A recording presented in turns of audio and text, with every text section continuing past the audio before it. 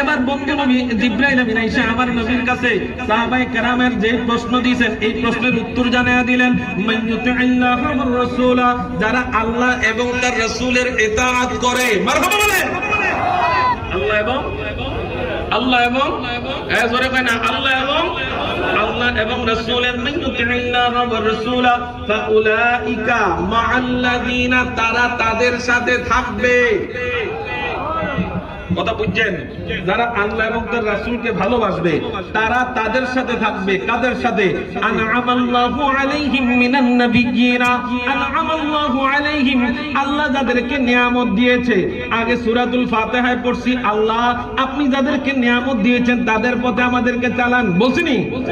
সূরাতুল ফাতিহায় নামাজের মধ্যে বলছি।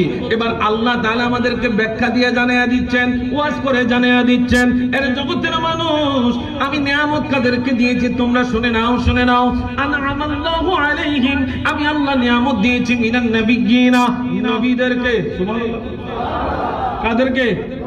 নবীদেরকে। ওয়াসিদ্দিকিন, সিদ্দিকদেরকে। ওয়াসশুহাদা, শহীদদেরকে। চতুর্থ নম্বরে যাদের কথা বলা ওয়াসসালিহিন, নেককার বান্দাদেরকে। এই নেককার বান্দার মধ্যে ডক্টর আহমদ পেয়ারা বাগদাদি আছে না নাই? জোরে বলো, আছে না নাই? সলিহিন নেককার কারা? আপনি মনে করেন আপনার দল করলে মনে হয় এত নেককার?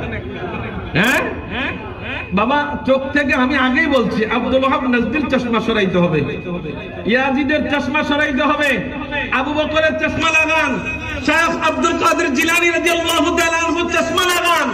সবকিছু আপনি ক্লিয়ার দেখতে পাইবেন কোরআনের মধ্যে। কথা কোন ঠিক কিনা? এবার আসেন বন্ধুরা আমার, এই আব্দুল কাদের জিলানী রাদিয়াল্লাহু তাআলা আনহুর শান। আজকে কনফারেন্স আমার সময় কম, সংক্ষেপ করে আমি বলছি। আব্দুল কাদের জিলানী রাদিয়াল্লাহু তাআলা আনহুর, আগে যেহেতু ইনার নাম, আগে ইনার সম্পর্কে একটু বলি। কি গণ? আচ্ছা, গাউসে পাকের শান মান আমাদের চাইতে কম।